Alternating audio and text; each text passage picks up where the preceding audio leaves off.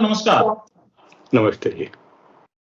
PM India online YouTube channel में आपका हार्दिक स्वागत है।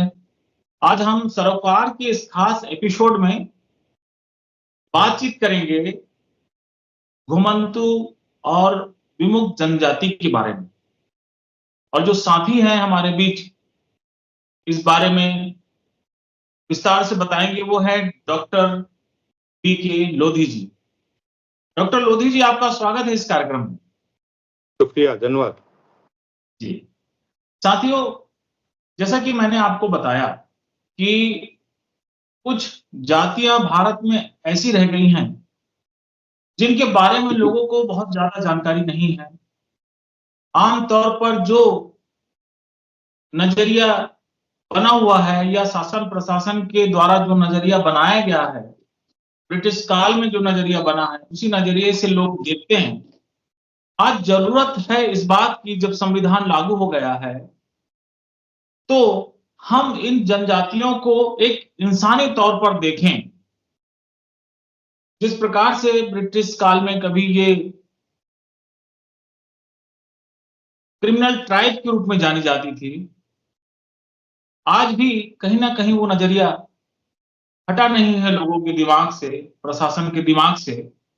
तो आपने अपने जीवन में देखा होगा बहुत सारी घुमंतु जाति के बारे में, बंजारा जाति जो है उनके बारे में, और जो भ्रमण करके अपना जीवन व्यापन करती है इन जातियों के बारे में। तो एक बड़ा काम है डॉक्टर बीके लोधी जी का इस बारे में। उन्होंने इस पर थीसिस भी लिखा है और कई आर्टिकल्स, कई जानकारी जो है वो अपने स्तर पर वो लोगों को देते हैं और बताते हैं। तो आज एक खास एपिसोड पर हम बातचीत करेंगे, खास मुद्दे पर बातचीत करेंगे कि इन विमुक्त जनजातियों के बारे में दरअसल ये हैं कौन, और क्या इनकी समस्याएं हैं, क्या दिक्कत है।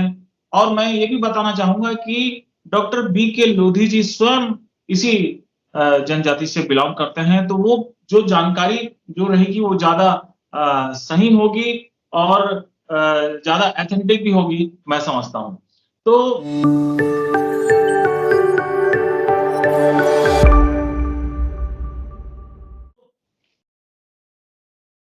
डॉक्टर बीके लोधी जी, मैं आपसे पहले जानना चाहूंगा, सबसे पहला प्रश्न मेरा यही रहेगा कि भारत की जो विमुक्त जनजाति है उसके बारे में मैं चाहूंगा कि आप जो है विस्तार से बताइए कि ये हैं कौन लोग, कहाँ कहाँ पाई जाती हैं, और इनके जो कल्चर्स हैं वो सब क्या है। जी। जी देखिए, विमुक्त जनजाति एक, ये जो शब्दावली का इस्तेमाल प्रशासनिक कार्यों में हुआ है वो 1952 से हुआ है।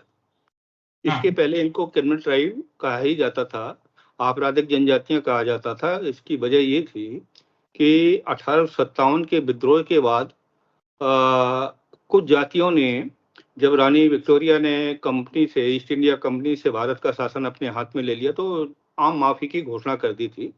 लेकिन उन्होंने देखा कि बहुत से लोग सरेंडर कर चुके हैं, डिवाइड एंड रूल के तहत उनके पक्ष में मिल भी चुके थे। ये अंग्रेजों की बहुत बड़ी चाल थी। लेकिन उन्होंने देखा कि इसके बावजूद आम माफी देने के बाद कुछ समुदाय ऐसे हैं कि अपराध लगातार हमारे खिलाफ कर रहे हैं। ये अपराध जो होता था ब्रिटिश इंडिया में ही होता था, देशी रियासतों के अंतर्गत नहीं होता था। जहां जहां अंग्रेजों का शासन था वहां पे अपराध वो लोग करते थे। कई बार ऐसे अपराध करते थे, उन अपराधों से उनको कोई फायदा होता नहीं था, कोई लाभ नहीं होता था। तोड़ फोड़ कर देते थे, उनकी बिल्डिंग पे करते थे, या तमाम चीजें ऐसे वो लोग करते थे। आखिर ये लोग कौन हैं, इनकी पहचान के लिए 1871 में पहली बार जातिवार जनगणना की गई और ये पाया गया कि ये जातियां कुछ हैं जो पेशेवर अपराधी के रूप में उनको चिन्हित किया गया। और वो भी इस आधार पे किया गया कि उस समय एक लॉ एंड ऑर्डर के मेंबर हुआ करते थे, टीवी स्टीफेन। टीवी स्टीफेन ने ब्रिटेन की काउंसिल में एक भाषण दिया था कि भारत की जो मुख्य व्यवस्था, सामाजिक व्यवस्था है, वो जातिगत व्यवसाय है। जिस तरह से एक लोहार का लड़का हमेशा लोहारगिरी करेगा, बढ़ई का 4-5 शताब्दी तक हमेशा बढ़ईगिरी ही करता रहेगा जब तक पूरी जात का सत्यानाश ना हो जाए, बद ना हो जाए, समाप्त ना हो जाए। तो इसी तरह से कुछ जातियां ऐसी हैं, उनका पेशा, उनका धर्म, उनकी जाति अपराध करना है। ये अपराध ही करेंगे और ये सुधर नहीं सकते जब तक कि इनका समूल विनाश न कर दिया जाए ठगों के पैटर्न पर। ये उनका ऐसा कहना था, ऐसा उनका मानना था। तो उन जातियों को इन्होंने क्रिमिनल ट्राइब एक्ट के तहत 1871 में पहली बार नोटिफाई किया था। इसके बाद बीच बीच में कई संशोधन 1924 तक होते रहे हैं, जिसमें बहुत बड़े बड़े कड़े दंडात्मक प्रावधानों का इसमें समावेश किया गया है एक्ट में। तो ये दो तरह के थे, कुछ विमुक्त जातियां स्थिर एक स्थान पर रहने वाली थी, जिनको मेजर क्रिमिनल कहा जाता है, और कुछ ऐसी थी जो घुमंतू जातियां थी, संस्कृति से घुमंतू थी लेकिन समृद्ध थी, वो सांस्कृतिक रूप से भी समृद्ध थी और आर्थिक रूप से भी समृद्ध वो जातियां थी। और इन दोनों समुदायों में बड़ा अच्छा तालमेल रहता था, एक दूसरे के शादी विवाह में आना जाना, एक दूसरे की मदद करना, ये सब उनमें उस समय तालमेल रहता था। और जो कि ब्रिटिश हुकूमत नहीं चाहती थी कि भारत में इस तरह का एक रहे, एक तालमेल रहे, डिवाइड एंड रूल, तो उनको करना ही करना था। तो इन्होंने फिलहाल दोनों ही समुदायों को, दोनों ही तरह की जनजातियों को क्रिमिनल ट्राइब एक्ट के तहत आपराधिक जनजाति, जनजात आपराधिक जनजाति अधिसूचित कर दिया था, नोटिफाई कर दिया था। और मैं थोड़ा सा ये जानना चाह रहा था कि ये जो अंग्रेजों के आने के बाद का आपने बताया, तो उसके पहले ये जनजातियां क्या करती थी, उनका क्या व्यवहार होता था? मैं चाह रहा हूँ कि इसके बारे में भी थोड़ा सा बताइए। और ये जनजाति जो है अपने आप को किस नाम से पुकारती थी, माने उनका जो जाति नाम है वो क्या रहा होगा उस समय? उन जातियों के, देखिए जनजातियों के नाम अभी भी पृथक पृथक हैं। एक समुदाय के रूप में इन्होंने नोटिफाई किया कि ये जातियां जो हैं ये क्रिमिनल ट्राइब है। वो जातियां स्वयं अपने को क्या कहती थी? नहीं, वो तो किसान जातियां थी, आदिवासी जातियां थी, वनवासी जातियां थी। तो ये अपने अपने क्षेत्रों में रहती थी, जिनका जो व्यवसाय था ज्यादातर खेती बाड़ी से जुड़े हुए लोग थे। और ईस्ट इंडिया कंपनी ने चूंकि जमीन और जंगलों पे जो अतिक्रमण करना शुरू किया था, उन्होंने विद्रोह तो पहले भी किए थे, लेकिन बहुत बड़े विद्रोह नहीं थे। 1857 का विद्रोह बहुत बड़ा था, और 1871 से फिर इनको कंट्रोल करने के लिए क्रिमिनल ट्राइब एक्ट लाया गया। ये जल जंगल और जमीन के वास्तविक मालिक थे ये सब।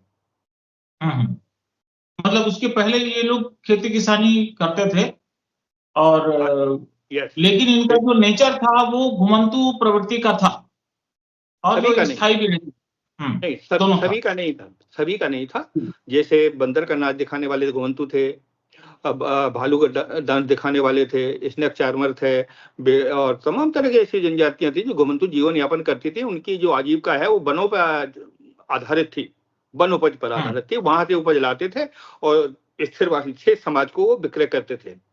तो ये घुमंतू जातियों का व्यवसाय। जानना चाह रहा था डॉक्टर लोधी जी, मैं यही जानना चाह रहा था कि भारत जो है हमारा वो जाति प्रधान देश है, तो जैसे बंदर को नचाती थी या फिर वो सांप का खेल वो लोग दिखाते थे, तो इन जातियों को क्या कह के पुकारा जाता था ब्रिटिश काल के पहले? ब्रिटिश काल के पहले इनको जैसे सपेरा कहते थे, मदारी कहते थे, कलंदर कहते थे, तो ये कंजर कहते थे, और इनको कुछ बंदिया कहते थे, वो आज भी कहा जाता है। ये अच्छा। जैसे ओबीसी है, ओबीसी कोई एक जाति नहीं है, उसमें ओबीसी में बहुत सी जातियां हैं। इसी तरह क्रिमिनल ट्राइब में भी है, जातियां अलग अलग हैं, जनजातियां अलग अलग हैं, उनके व्यवसाय अलग अलग हैं, लेकिन उनको क्रिमिनल ट्राइब, आपराधिक जनजाति कहा जाता था। दुर्भाग्य है कि आज भी उनको आपराधिक ही माना जाता है। जैसा कि आपने बताया मुझे कि ब्रिटिश काल में 1871 को इनको क्रिमिनल ट्राइब्स नामित किया गया इन जातियों को, लेकिन जब भारत आजाद हो गया तो निश्चित रूप से भारत में संविधान लागू हो गया और नए कानून लागू हो गए, तो इन समुदायों की जो स्थिति में क्या सुधार हुआ? देखिए, भारत तो आजाद हो गया था 15 अगस्त 1947 को, और अंग्रेजों का जो काला कानून था क्रिमिनल ट्राइब एक्ट, वो 31 अगस्त 1952 को समाप्त किया था भारत सरकार ने।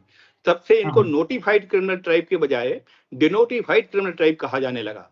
मतलब आप पहले डाकू थे, अब डाकू नहीं है, ऐसा कहा जाने लगा। लेकिन मानसिकता पे कोई फर्क नहीं पड़ा। भाई संजीव खुद साय जो डाकू थे, अब वो गैर डाकू हैं, इस तरह का कर दिया गया। मतलब वो नाम जो है वो हटा नहीं, जो डाकू शब्द है वो हटाना चाहिए था, वो हटा नहीं, वो कलंक नहीं हटा। जी। और आजादी के बाद संविधान में क्या प्रावधान है, यही तो बड़े अफसोस की बात है। आजादी के पहले कुछ प्रावधान किए भी गए थे। भारत दुनिया का सबसे बड़ा लोकतंत्र माना जाता है, कोई संदेह नहीं। भारत का संविधान विश्व का सर्वश्रेष्ठ संविधान है। उस संविधान में विमुक्त जनजातियों के लिए कोई अनुच्छेद नहीं है, कोई प्रावधान नहीं है। ये एक जो पूर्वाग्रह हमारे संविधान के निर्माताओं के मस्तिष्क में चलता रहा होगा, इसकी वजह से यह जो डिबेट आप देखेंगे, डिबेट में देखिएगा उसमें कहा गया कि जब भारत आजाद हो गया तो संविधान में आत्मरक्षार्थ हर व्यक्ति को शस्त्र लाइसेंस और शस्त्र रखने का एक प्रावधान किया जाएगा, इनको लाइसेंस दिया जाएगा। तो इसमें भी तब भी हमारा विरोध किया गया था। सोच लीजिए, ये क्रिमिनल ट्राइब हैं, इनको यदि शस्त्र लाइसेंस दिया गया तो ये किस तरह का उपद्रव कर सकते हैं, जिनसे अंग्रेज परेशान थे। तो कहीं ऐसा ना हो कि भारत का जो स्वतंत्र शासन है ये भी व्यवधान या खतरे में पड़ जाए। तो डिबेट में भी हमारा विरोध किया गया और संविधान में कोई प्रावधान, कोई अनुच्छेद हमारे लिए जोड़ा नहीं गया, कोई शब्द नोटिफाइड ट्राइब के नाम पे जोड़ा नहीं गया। हालांकि इसके पहले कुछ कमेटियां बनी थी, जैसे कि जैसे वेंकट चलैया कमीशन था, लोकुर कमेटी थी और तमाम बने। उन्होंने विमुक्त जातियों की चिंता तो की है, उन्होंने विमुक्त जातियों की चिंता की, ये भी कहा कि इनको बहुत गलत ढंग से क्रिमिनल ट्राइब के रूप में अधिसूचित किया गया है, इनको नहीं किया जाना चाहिए था, बिल्कुल नहीं किया जाना चाहिए। कोई जन्मजात अपराधी कैसे हो सकता है? जो पैदा हुआ है बच्चा वो अपराधी कैसे हो सकता है? ये नहीं हो सकता, ये बहुत अमानवीय है और ये बिल्कुल गलत है, ऐसा चिंता व्यक्त की गई है। और लेकिन राज्य सरकारों ने प्रावधान किए थे, वो किए थे भारतीय संविधान के अनुच्छेद 16(4) के तहत राज्य सरकारों को ये अधिकार दिया गया कि वो अपने क्षेत्र की जो वंचित विमुक्त जनजातियां हैं, घुमंतु जनजातियां हैं, उनके लिए आरक्षण, संरक्षण और इनके उत्थान के उपाय करें। तो ये उपाय पेपर पे हुए भी हैं। जो सबसे अच्छा कार्य हुआ है वो महाराष्ट्र में हुआ, पृथक आरक्षण भी है और वहां चल भी रहा है बहुत कुछ। और बाकी शिक्षा व्यवस्था के लिए आश्रम पद्धति विद्यालय भी हर सरकारों ने खोले भी हैं। लेकिन वो एक समस्या आती है कि इनको कास्ट सर्टिफिकेट देने में कोताही की जाती है, शासन देता नहीं है, तो उनके बच्चे शिक्षा के अधिकार से भी एक तरह से वंचित है।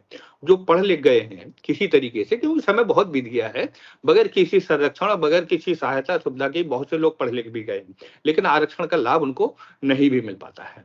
आरक्षण नहीं भी है और जहां है जिस श्रेणी में है उसमें मिल नहीं पाता। कुछ एससी में, कुछ एसटी में, कुछ ओबीसी में, लेकिन उसमें वो कंपटीशन में ठहर नहीं पाते, टिक नहीं पाते उन लोगों के मुकाबले।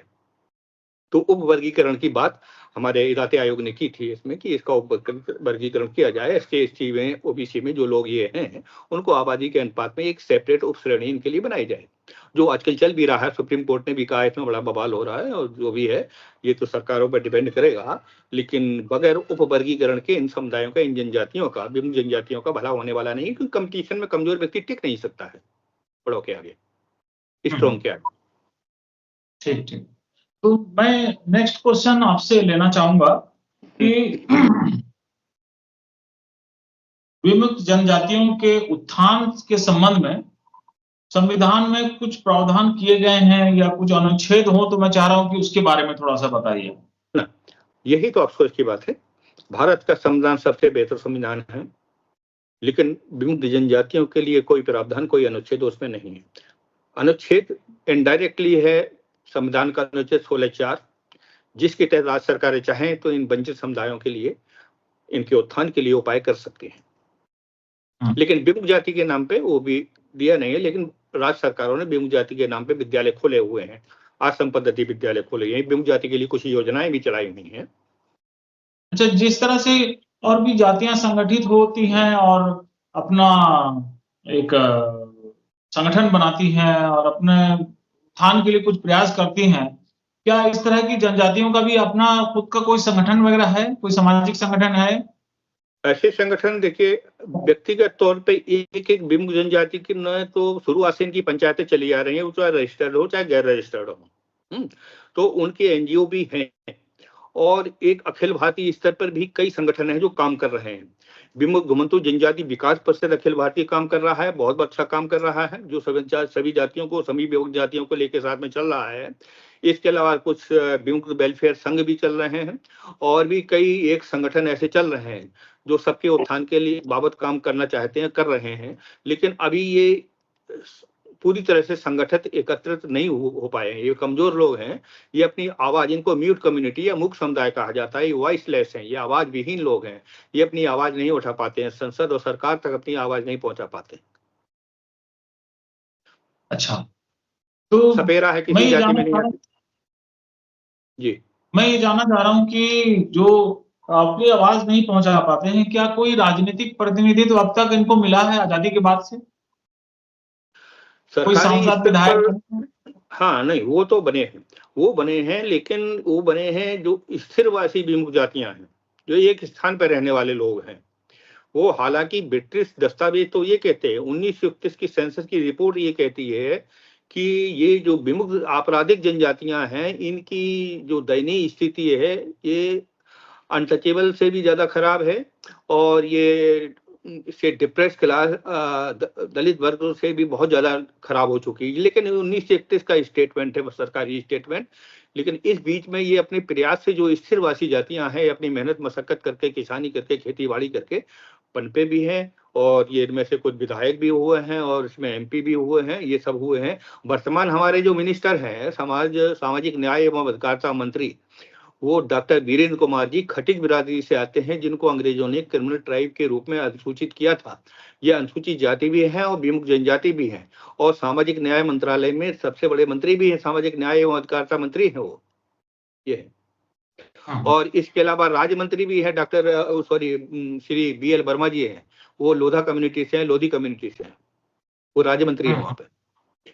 तो ये अपने, लेकिन जो घुमंतू जनजातियां हैं, घुमंतू हाँ, जनजातियों की स्थिति बहुत ज्यादा खराब है। इसके लिए इदाते कमीशन ने रिकमेंडेशन की है कि लोकसभा, राज्यसभा में और अन्य स्थानीय निकायों में जितने भी हैं, इनका मनोनयन होना चाहिए। मनोनयन के जरिए इनकी प्रतिभागिता हाँ। सुनिश्चित की जानी चाहिए। तो घुमंतू जातियों की स्थिति आज ज्यादा खराब है। घुमंतू जनजाति के लोगों को मेरे ख्याल है कि बहुत सारी समस्याओं का सामना करना पड़ता होगा, क्योंकि वो एक जगह नहीं रहते। आज के जी, डेट में आप आधार कार्ड बनाने जाएंगे तो आपको अपना पता देना होगा, परमानेंट हाँ, पता। जी, या फिर आप वोटर लिस्ट बनाना चाहेंगे तो आपको अपना स्थान बताना होगा, किस मतदान केंद्र से आप वोट देंगे। मतलब ये है कि राशन कार्ड बनाने से कि सबसे छोटी सुविधा अगर किसी नागरिक की होती है तो वो होती है राशन कार्ड।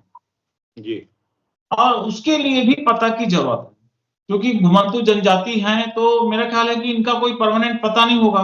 कभी वो कहीं 6 महीना रुक गए, कभी 2 महीना रुक गए। तो हम्म, ऐसी जो जनजातियां हैं हम्म, जो कि घूम रही हैं जी, और उनका कोई भी फाइनल डेस्टिनेशन नहीं है, हम्म, तो गवर्नमेंट इनके लिए कोई योजना बनाती है या फिर ये कहीं पर स्थायी बस जाए, इनको जमीन की व्यवस्था हो जाए, इनको रहने खाने कुछ व्यवसाय का व्यवस्था हो जाए? क्या इसके बारे में गवर्नमेंट की तरफ से कोई योजना है? बताइए आप। जी। पहले ऐसा नहीं था, इनके पास कोई आइडेंटिटी नहीं होती, कोई आधार कार्ड नहीं, कोई राशन कार्ड नहीं, कोई वोटर कार्ड नहीं, ऐसा कुछ भी नहीं था। लेकिन पिछले करीब 8-10 साल से भारत सरकार के प्रयास से, राज्य सरकारों के प्रयास से ये हुआ कि कोई तो उनका उद्भव होगा, कहीं से तो ये आए होंगे जो माइग्रेट करके घूमते फिरते रहते हैं। अगर उनकी पहचान वहां से है कुछ, तो इनके लिए राशन कार्ड की व्यवस्था और आधार कार्ड की व्यवस्था हुई है, इनके लिए ऐसा किया गया है। और ये सुझाव इदाते कमीशन ने दिया था कि अगर उनका कोई परमानेंट कोई ठौर ठिकाना नहीं है, तो कोई भी एक लैंडमार्क देंगे कि फला पीपल के पेड़ के नीचे या उनके पास में हम लोग रहते थे, यहाँ रहते थे, तो दिया जाए। ये राजस्थान में प्रयोग करके देखा गया, और उनको उस आधार पे राशन कार्ड निर्गत भी किए गए हैं। तो अब जब हम पूछते हैं कि आपके पास आधार कार्ड है, मैक्सिमम के पास आधार कार्ड है, राशन कार्ड है, ये है। अब हो चुका है, इतना सरकार ने तो किया है, कोई किसी ना कोई पता उनको दिया है, ये लिबर्टी रखी हुई है। लेकिन पहले ये इन सब चीजों से वंचित थे। आधार कार्ड, वोटर कार्ड, और आपका जो भी तमाम सुविधाओं वाले कार्ड हैं, पहचान, ये सबसे वंचित थे ये लोग। और जी। बहुत से अभी अभी भी बहुत से वंचित हैं। हम्म।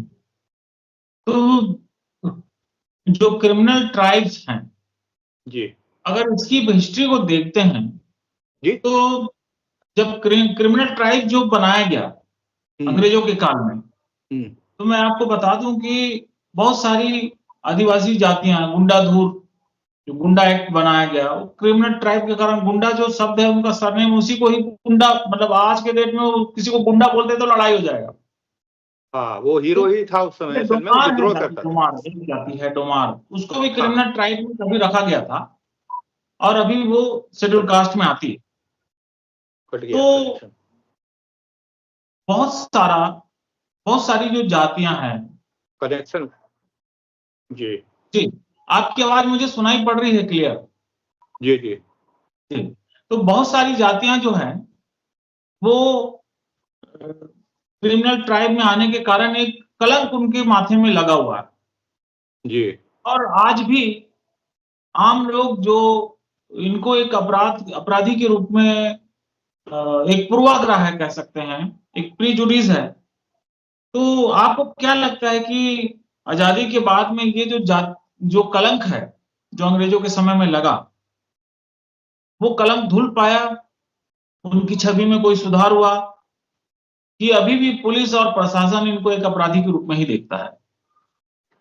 पुलिस प्रशासन भी आपराधिक जनजाति के रूप में देखता है। समाज, जो सब समाज है तथाकथित, वो भी उनको अपराधी ही मानता है। और सबसे बड़ी सुविधा पुलिस को है कि अगर कहीं कोई अपराध होता है तो इन जातियों को पकड़ के अपनी एक फॉर्मेलिटी पूरी कर लेते हैं कि हमने अपराधी को पकड़ लिया और जेल चले गए।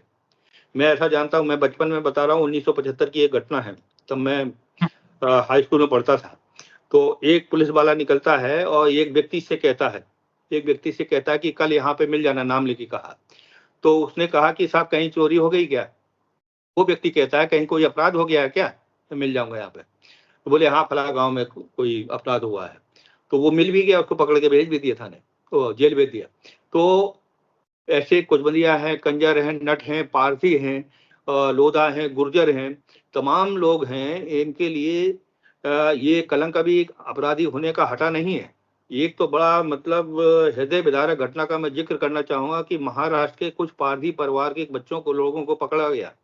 क्योंकि ये इस आधार पर पकड़ा गया कि उन्होंने मध्य प्रदेश के करीब 250 किलोमीटर दूर जाके एक परिवार में डकैती डाली थी, कुछ अपराध किया था, ऐसा उनके ऊपर आरोप लगा।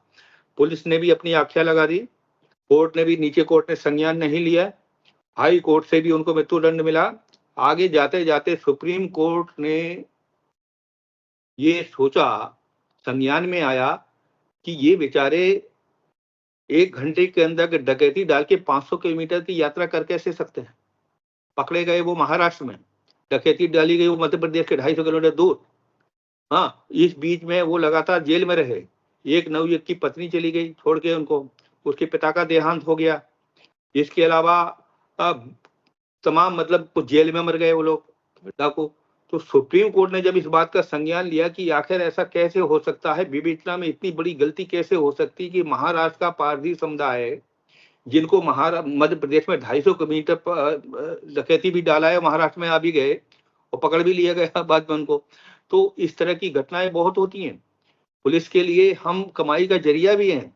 जैसे अगर आज की तारीख में कोई अपनी मेहनत से, अपनी कमाई से अपना एक सामाजिक स्तर ऊंचे उठाना चाहे, अगर उसने मोटरसाइकिल खरीद ली है, उसने 4 व्हीलर ले लिया है, उसने अच्छे कपड़े पहन लिए हैं, तो पुलिस उनको मारती पीटती है, ये सब चोरी की शर्ट है, चोरी का पैंट है, चोरी की आपकी बाइक है, इतने पैसे दो तब बाइक छोड़ेंगे, तब गाड़ी छोड़ेंगे आपकी। ये हमारे यहाँ हुआ है और इस बात की हम शिकायत भी करते हैं। मानव आयोग से भी, हमने राष्ट्रीय मानव आयोग से भी शिकायत की है। ये सारी चीजें राष्ट्रीय मानव आयोग के संज्ञान में है। लेकिन होता क्या है कि अगर हम अपनी मेहनत से अपना स्टेटस ऊंचा करना चाहें तो भी नहीं कर सकते हैं। हमारे पास अपनी मेहनत से पैसा है तो हम अपना स्टेटस समाज में ऊंचा दिखा भी नहीं सकते हैं। तो ये अमानवीय चीज जो चल रही है, हालांकि कुछ लोग SC ST OBC में शामिल भी हैं, लेकिन उससे कोई फर्क नहीं पड़ता है। उनका कोटा एडजस्ट करती हैं जो स्ट्रॉन्ग जातियां। ये ऐसा होता ही रहेगा कंपेरेटिवली। जो भी थोड़ा आगे होगा, एक नंबर पे 10 लड़के क्वालिफाई कर जाते हैं, 1 नंबर पे अंतर पे, और ये उनके बराबर नंबर नहीं लाएंगे, मार्क्स नहीं लाएंगे कंपटीशन में, तो ठहर ही नहीं पाते ये लोग।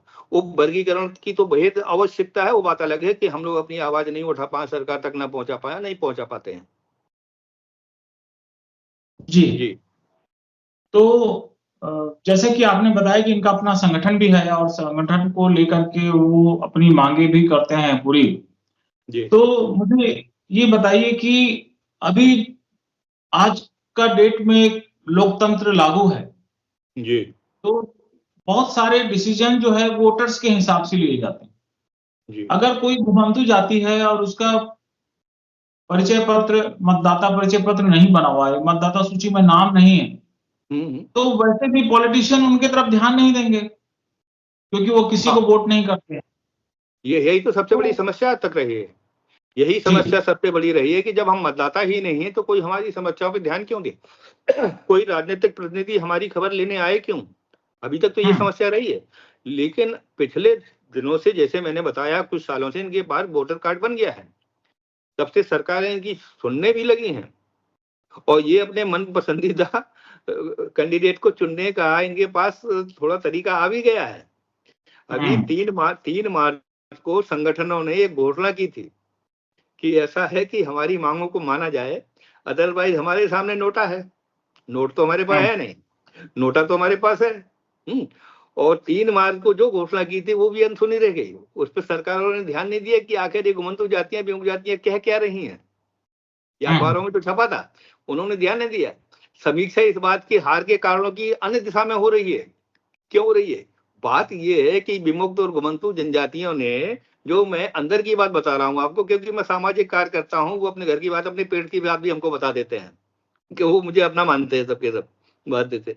तो ये जो चुनाव परिणाम विगत लोकसभा में अभी आया है, वो इनकी नाराजगी का कहीं ना कहीं परिणाम तो है। लेकिन अगर ये बात प्रसारित हो जाए तो उनको फिर पुलिस और शासन लठियाना शुरू कर देगा, मारना शुरू कर देगा। अच्छा, सरकार के खिलाफ मतदान करते हो, रूलिंग पार्टी के खिलाफ मतदान करते हो, ये करते हो, तो ये सारी बातें हैं। लेकिन सरकार को इस बात पर ध्यान देना चाहिए। हमने राजनेताओं से ये बात को कहा है, एक्चुअली इस बात को हमने कहा कि देखिए आखिर कब तक हम भीख मांगेंगे आपसे, अपने अधिकारों की कब तक मांगेंगे। आजीविका के लिए आप भीख नहीं मांगने देते हो। तेलंगाना में आपका है, आंध्रा में है, तमाम लोग हैं, अगर वो भिक्षा करते हुए पाए जाएं तो पुलिस उनको बंद कर देती है।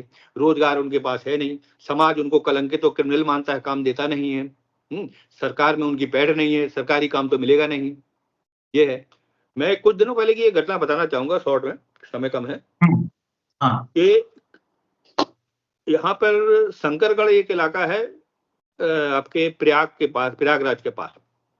हाँ, तो वहां पे कंजर समुदाय, जब इनके पास आप सोच सकते हैं कि कोई आजीविका का साधन नहीं है तो इनकी रोजी रोटी चलती कैसे है। तो इनमें बहुत से लोग हैं जो बड़े अच्छे किस्म की शराब बनाते हैं। अच्छा, जैसे कंजर भी बनाते हैं, कुछ बंदिया बनाते हैं, और नट भी बनाते हैं, दूसरे लोग भी बनाते हैं, बहुत अच्छी शराब बनाते हैं। तो एक नया पुलिस स्टेशन में, थाने में एक नया दरोगा आया, क्योंकि ये गैर कानूनी काम है, तो उन्होंने उनकी भट्टियां तोड़ दी और उनको उजाड़ दिया। इसके बाद गांव प्रधान उनके पास पहुंचा, थानेदार के पास, कि साहब आपने बहुत गलत काम किया है। उनकी आजीविका का यही एकमात्र साधन है, और अगर इनको शराब भी नहीं बनाने दी जाएगी तो ये कल हमारी सारी फसल काट ले जाएंगे, भूख को कोई नहीं मिलेगा, रात में ये हमारा गेहूं काट ले जाएंगे सब। तो इनको शराब बनाने दिए जाए। मैंने आयोग में एक सुझाव दिया था कि अगर मोहन मीकंद को या बहुत बड़ी बड़ी कंपनियों को शराब बनाने की छूट है, तो इनका ये कॉटेज इंडस्ट्री है, इस पे केवल आप एक लैब तैयार कर दीजिए, उसकी क्वालिटी, उसकी गुणवत्ता की जांच हो, शुद्धता की जांच हो, ये सब हो, जिसमें वो तैयार है, वो उनकी रोजी रोटी है। वो कभी उसमें कोई मिलावट नहीं करते, बिल्कुल मिलावट नहीं करते साहब, ये हमारी रोजी रोटी है, हम इसमें कोई मिलावट नहीं करते। महुआ से शराब बनाते हैं वो लोग, जिसको वाइन कहते हैं, फूलों से बनने वाली शराब को वाइन कहा जाता है। और आज तक हमारी शराब से कोई मरने की तो बात छोड़िए, कोई बीमार भी नहीं हुआ, वो ऐसा कहते हैं। तो कमीशन को ये सुझाव पसंद आया कि भाई ये कॉटेज इंडस्ट्री है। पहले तो हंसे लोग, इसके बाद हमने कहा ये बताइए कि अगर बड़े उद्योगपति कारखाना लगा रहे हैं शराब का, तो एक कॉटेज इंडस्ट्री क्यों नहीं चला सकते? आप उनकी गुणवत्ता की जांच कर लीजिए, उस पर टैक्स लगा दीजिए ना, आपको राजस्व भी मिलेगा आपको, तो ऐसा कर दीजिए। तो उत्तर मध्य प्रदेश सरकार ने ये अलाउ कर दिया पिछले बार 31 अगस्त को। वो किया इन्होंने, सरकारी स्तर पर विमुक्त देश बनाया, और ये शराब बनाने की 20 लीटर के नाम पे उनको छोड़ दी। सर 20 लीटर शराब आप बेच सकते हैं, बना सकते हैं, रख सकते हैं। तो ये मध्य प्रदेश सरकार ने किया था। ये तो एक अच्छी बात है। किसी का भी जो रोजगार है वो रोजगार बना रहना चाहिए, और अगर दूसरी कंपनियों को, दूसरे लोगों को इसकी छूट मिल रही है, बाकी दूसरे आदिवासियों को भी 20 लीटर की छूट है, तो इन्हें भी छूट मिलनी चाहिए, जो कि अच्छी बात है। अब मैं चाह रहा हूं कि इन आदिवासियों के ऊपर जो रिसर्च हुए हैं, जो किताबें आई हैं, आपने जो किताबें लिखी हैं, थोड़ा सा इसके बारे में बताइए, और हमारे दर्शकों को ये भी बताइए कि ये किताबें, ये रिसर्च पेपर्स वगैरह कहाँ मिल पाएंगे, अगर हमारे दर्शक चाहेंगे तो। वो मैं दर्शकों को एक संदर्भ सूची भेज दूंगा, मेरे जो पुस्तक में है, तो उनका पब्लिकेशन वगैरह सब मिल जाएगा, रिसर्च पेपर भी मिल जाएंगे और पुस्तकें भी मिल जाएंगी। इसमें ये मैं बताऊं आपको कि ये उत्तर भारत में ये स्वतंत्रता संग्राम शुरू हुआ था 1857। तो ज्यादातर विमुक्त जनजातियां जो स्थिरवासी हैं उत्तर भारत में हैं, और घुमंतु जनजातियां हैं वो दक्षिण भारत में हैं। तो रिसर्चर अलग अलग हैं। जैसे कि दक्षिण भारत के जो रिसर्चर हैं, विमुक्त जातियों पर थोड़ा जो कम फोकस किया, घुमंतु जातियों पर ज्यादा किया। जो उत्तर भारत के रिसर्चर हैं, शोधार्थी हैं, स्कॉलर हैं, प्रोफेसर लोग हैं, इन्होंने विमुक्त जातियों पर किया है और उस पर भी हो रहा है, घुमंतु जातियों पे अब थोड़ा सा तालमेल बना हुआ है। वो विमुक्त और घुमंतु जनजातियों पे दोनों जगह काम होना शुरू हो गया है।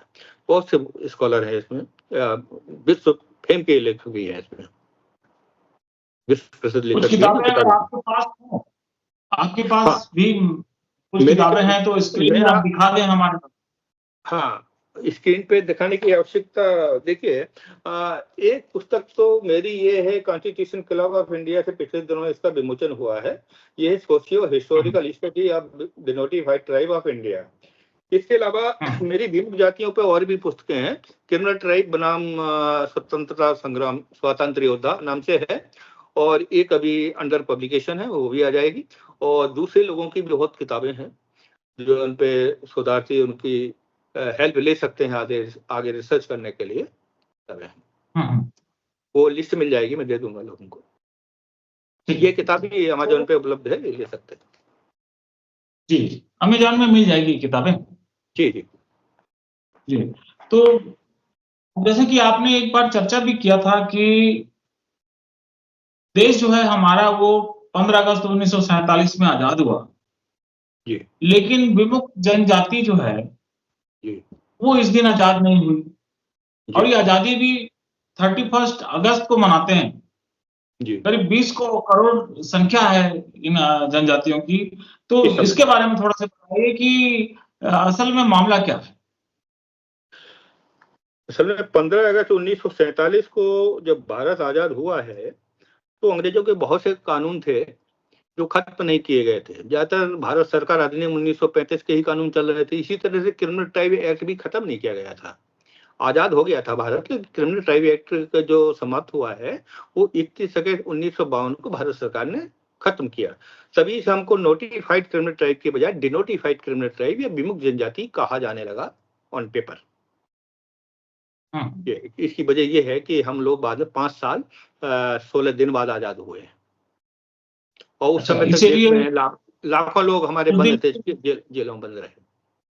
अच्छा, तो उस दिन सारे जेल से छूट गए होंगे और उसी दिन आप लोग जो है अलग से एक सेलिब्रेशन करते हैं इस तारीख को।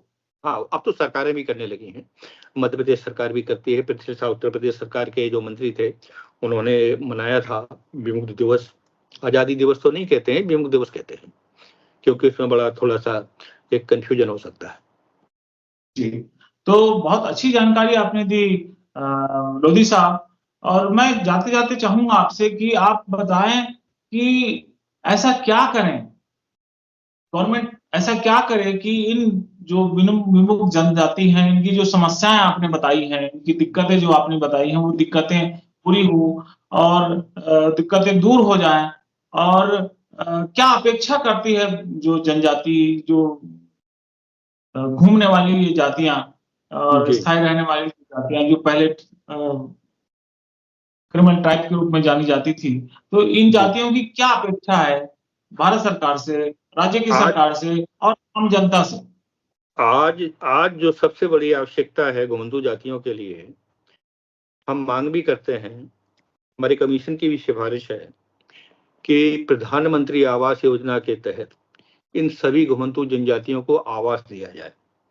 जो जमीनें हैं उनके पास है नहीं, तो उनको पट्टा दिया जाए, अलग से प्रावधान कर दिया जाए। अभी तो प्रधानमंत्री आवास योजना के तहत उसी व्यक्ति को आवास मिलता है जिसकी अपनी जमीन थोड़ी सी है।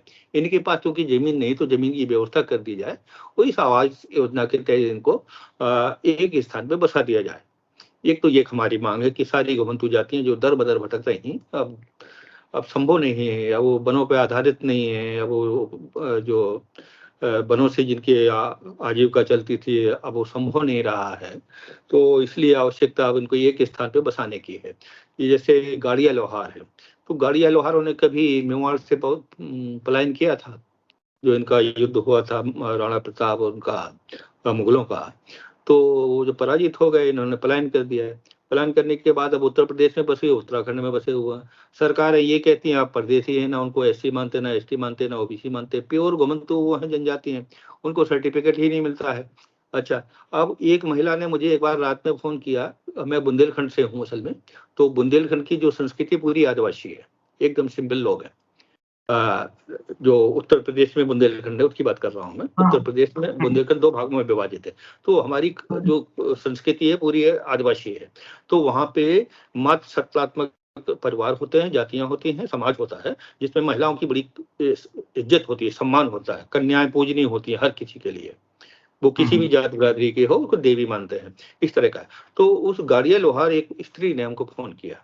उन्होंने कहा साहब देखिए ऐसा कि समय बदल गया है, समय बदल गया है। पहले हम खुले आसमान के नीचे कहीं बैलगाड़ी लगा के रहते थे। अब हमारी बहुएं हैं, हमारी बेटियां हैं, जवान हो रही हैं, जवान हैं।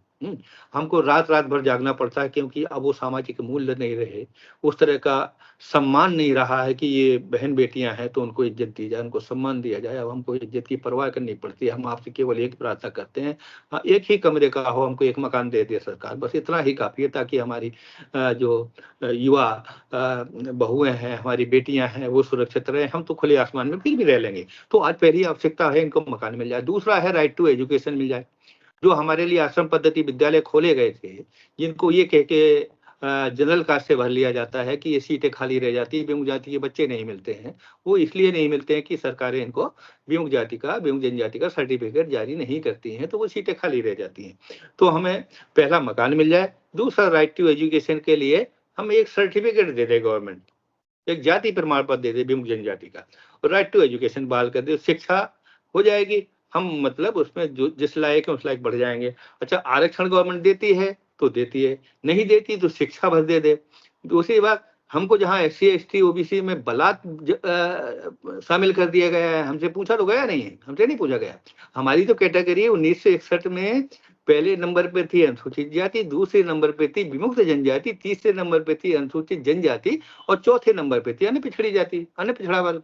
तो हमारी जो दूसरे नंबर की विमुक्त जनजाति जो थी, शिक्षा के लिए थी, वो शिक्षा के लिए हमको रिजर्वेशन भी मिलता था।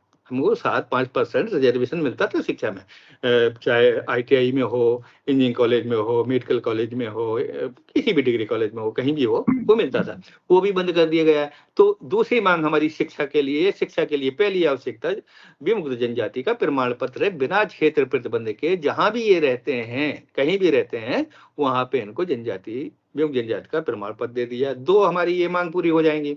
मकान की हो गई, एक मकान दीजिए, कोई बात नहीं। और दूसरा, राइट टू एजुकेशन के लिए, शिक्षा के अधिकार के लिए विमुक्त जनजाति का प्रमाण पत्र विदाउट एरिया रेस्ट्रिक्शन हमको दे दिया जाए। तीसरी बड़ी आकांक्षा सभी विमुक्त जनजातियों की ये है कि जिस तरह से दादा इदाते के प्रयास से महाराष्ट्र में 11% रिजर्वेशन विमुक्त जनजातियों के लिए हो गया है, कर दिया उन्होंने। कुछ 2-2.5% विमुक्त जातियों के लिए है, तो 3% घुमंतू जातियों के लिए है, कुछ अर्ध घुमंतू जनजातियों के लिए, इस तरह की कई कैटेगरी बना के कुल 11% रिजर्वेशन उन्होंने दे दिया। वहां पे 11% है, ये है। तो इसी तरह का हम ये चाहते हैं कि इदाती आयोग की रिकमेंडेशन में केवल 12 रिकमेंडेशन है, 20 सिफारिश है।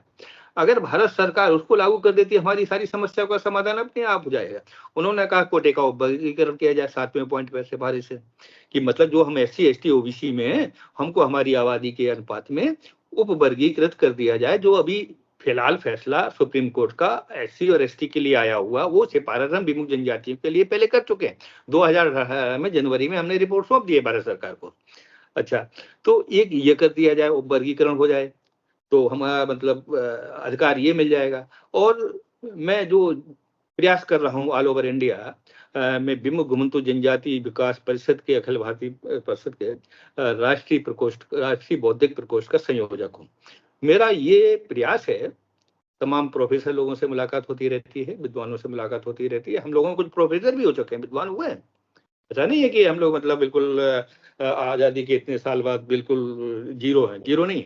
तो उनसे भी हमारी बातें होती हैं कि हम किसी पूर्वाग्रहों के कारण जो संवैधानिक अधिकारों से वंचित कर दिए गए, प्रावधानों से वंचित कर दिए गए हैं। तो जो हमारा कॉन्स्टिट्यूशनल राइट होना चाहिए था, वो तो है नहीं। तो उसके लिए हम प्रयासरत हैं कि हमें संवैधानिक संरक्षण, आरक्षण ठीक SC और ST के तर्ज पर अगर मिल जाता है, तो एक मानवीय कार्य हो जाएगा बहुत बड़ा। क्योंकि अभी हमारे ऊपर SC ST उत्पीड़न एक्ट भी लगता है, आपको बता दें। पुलिस ये अकेला प्रसारित नहीं करती है। पुलिस के लिए आसान चारा है ही, कोई दिक्कत नहीं है। अपराध कोई करे, हमको बंद कर दिया जाएगा तो उनकी खाना पूरी हो गई, उन्होंने अपराधी को पकड़ लिया, ये तो हो गया। हाँ, जो एक ना दबाव रहता है, वो दबाव से बचने के लिए वो इस तरह के हथकंडे जो है अक्सर अपनाए जाते हैं कि अपराधी नहीं मिल रहा है तो चलो किसी को हम कर ले ताकि मामला ठंडा हो और तब तक वो नहीं, ऐसा ही होता है, ऐसा ही होता है, समय जो ऐसा है वो ज्यादा साफ हो जाए। ऐसा ही होता है, वो तो कोर्ट में ये कहते बड़ा हैं ना। दुर्भाग्य है। ये बहुत सारी ऐसी जानकारियां थी लोधी साहब जो कि बहुत विलक्षण थी और जानकारी हम लोगों को नहीं थी कि इस तरह से होता है। और आजादी के 75 साल बाद भी कुछ भारत में कुछ जातियां हैं जो इस तरह से तकलीफ पा रही हैं। तो आपका बहुत बहुत धन्यवाद कि आपने इन सारी चीजों से हम सभी को अवगत कराया। और मैं इस वीडियो के माध्यम से शासन प्रशासन को भी ये जानकारी मिलेगी कि कुछ जातियां ऐसी हैं भारत में जो कि इस तरह की दिक्कतों का सामना कर रही हैं। जी सर, मैं तो बता दूं आपको, स्थिरवासी विमुक्त जनजातियों की संख्या, विमुक्त जनजातियों बताइए। की, एक व्यक्ति की नहीं, जनसंख्या नहीं कह रहा हूं मैं, कि 425 विमुक्त जनजातियां हैं जो एक स्थान पर रहती हैं। 810 विमुक्त जनजातियां हैं जो घूमती फिरती रहती हैं, पूरी तरह से घुमंतु हैं, और अर्ध घुमंतु जातियां 22 हैं। इस तरह से सभी मिला के विमुक्त घुमंतु जनजातियों की संख्या है 1257। ये नंबर है, रिपीट कर रहा है। जैसे लोधा है, एक जाति है, लेकिन अगर वो 10 राज्यों में तो हमने उसको 10 काउंट किया हुआ है। और जो एक्चुअल नंबर है, हम आपको बता देते हैं कि वो 198 जातियां हैं जो क्रिमिनल ट्राइब का स्टिग्मा जिनके ऊपर लगा हुआ था पूरे भारत में। 158 यही बढ़ के आगे विस्तृत हो जाती हैं, कई स्टेट में पलायन कर गई हैं, कई स्टेट में रहने लगी हैं। इतना तो हो गया है। पहले प्रतिबंध था आना जाना, कोई जा नहीं सकता था, एक थाना जोड़ के नहीं जा सकता था, ये अंग्रेजों का बहुत कड़ा कानून था। और इसी में आपकी 313 जातियां जो हैं, 313 जातियां आरजीआई के हिसाब से, रजिस्ट्रार जनरल ऑफ इंडिया के हिसाब से 313 जातियां घुमंतु जनजातियां हैं, और 198 जातियां ये हैं स्टिग्मेटाइज्ड हैं, कलंकित हैं। इसमें दोनों ही हैं, घुमंतु भी हैं, वो भी हैं। 313 ऐसी हैं जिनके ऊपर कलंक नहीं था, लेकिन उनकी माली हालत बड़ी खराब है, वो भी खराब है, स्थिति बड़ी खराब है। और इसमें जो किसी कैटेगरी में नहीं है, किसी इन्हीं में से जो एससी में नहीं, ओबीसी में है, वो 169 जातियां हैं विधाते कमीशन के हिसाब से, जो टोटल हमने बताया 1257 सभी राज्यों का जो एक नंबर दिया है। 169 जातियां या 170 आप मान लीजिए, ये एससी एसटी ओबीसी में कहीं नहीं, जनरल में है, जबकि वो अनटचेबल भी हैं। उनमें आदिवासियों के पूरे अभिलक्षण हैं और एससी के पूरे अभिलक्षण हैं, लेकिन उनको जनरल में रखा गया है। और ये एक विसंगति है जिनको शामिल करना चाहिए। एथनोग्राफिक सर्वे कराया भी है भारत सरकार ने, नीति आयोग ने, एनएसआई के द्वारा, एंथ्रोपोलॉजिकल सर्वे ऑफ इंडिया के द्वारा। उन्होंने कुछ के लिए रिकमेंडेशन की है कि हाँ, इनको एससी में और कुछ लोगों को एसटी में शामिल किया जाना चाहिए। तो ये बस ये सिफारिशें ही है, अभी लागू नहीं हुआ है। कुछ ओबीसी में, जो जनरल में है उनके लिए पहले ये कहा गया था, एटलीस्ट सबसे आसान तरीका है कि इनको ओबीसी में तो शामिल कर दें। एससी एसटी में शामिल करना वो प्रेसिडेंशियल ऑर्डर से होगा, ये कठिन काम है ये। लेकिन इसके बाद वो ईडब्ल्यूएस कोटा आ गया, ईडब्ल्यूएस कोटा आ गया तो चलो उनको ईडब्ल्यूएस कह दीजिए, सभी को बना दीजिए। और इसके बाद एथनोग्राफिक सर्वे जो हो चुका है, इन सभी जातियों को जो रिकमेंडेशन नीति आयोग ने की है, नीति आयोग को anthropological survey of India Kolkata ने की है, उनको एससी अथवा एसटी अथवा ओबीसी में शामिल कर दीजिए, जल्दी शामिल कर दीजिए, तो ये जनरल से अलग हो जाएंगे। तो जनरल में वो क्या करेंगे बेचारे। जी, बिल्कुल सही कहा आपने। और बहुत सारी महत्वपूर्ण जानकारी जो है आपके द्वारा मिली। बहुत सारी ऐसी चीजें थी कि जो कि पहली बार सामने आई। और मैं समझता हूं कि जो रिकमेंडेशन किया गया है वो रिकमेंडेशन सरकार जो है जल्दी से जल्दी लागू करे, उसको मान ले, ताकि जो परेशानी आ रही है जातियों को, वो परेशानी से वो बहुत जल्दी निजात पाए। तो बहुत बहुत धन्यवाद आपका लोधी जी कि आपने समय निकाला हमारे साथ इस मुद्दे पर बातचीत करने के लिए। और धन्यवाद मैं उन दर्शकों का भी दूंगा जिन्होंने इस वीडियो को ध्यान से देखा। बहुत बहुत धन्यवाद सभी दर्शकों का, आपका।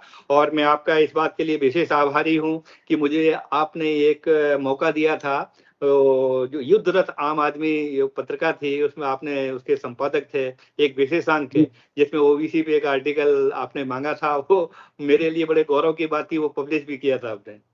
जी, बहुत अच्छा आपने लिखा था और जी निश्चित रूप से ये नई जानकारियाँ थी तो उसको लेना ही था क्योंकि आप अच्छे लेखक भी हैं। तो चलिए फिर बहुत-बहुत धन्यवाद। फिर मिलते हैं किसी खास एपिसोड में आपके साथ बातचीत करेंगे और ये जो सिलसिला है बातचीत का ये बना जी रहेगा। जी, जय नमस्कार। जवाहर, बहुत बहुत नमस्कार।